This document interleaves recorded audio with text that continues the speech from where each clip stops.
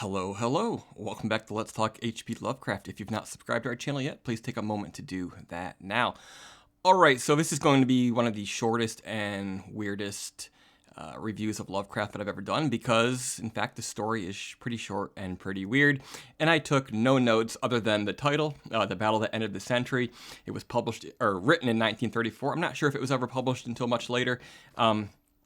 But it was also co-written with R.H. Barlow, the young man who we were introduced to a couple of weeks ago, a young author in his teenage years when Lovecraft first met him and took him under his wing and sort of helped nurture his career. All right, so The Battle That Ended the Century is a 2 or 3 page long comedic story, and it's very much an in-joke pertaining to the lives of the Lovecraft Circle, the friends, the writers, publishers, artists who sort of worked in that circle with him. And basically what it is a short story said to be set in 2001 on the ruins of New York City, where a bunch of people have gathered around to watch a fist fight, a boxing match between two combatants who are from this circle. And in the weird crowd are all these people, all these strange names, and they're all artists of some type.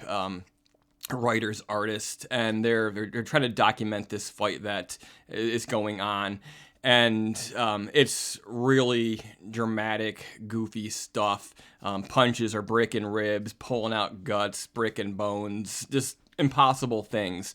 And when it all comes down to it, one of the combatants is declared dead, and they go off to have the funeral. However, somebody has absconded with the money that was raised through gambling there, and then eventually at some later date, somebody managed to write a book about it. 3 copies are made. Those are sold out. They reprint it, but somebody else snaps them up, and it's hard to find now, or it's impossible to find now because none of these copies of this book about this inconsequential weird fight, which is supposedly the battle that ended the century, the battle of the century, they're gone, the copies are gone, and basically this little tale is the only way that you can hear about it. That's it. This is a story full of weird names representing different people from the Lovecraft Circle.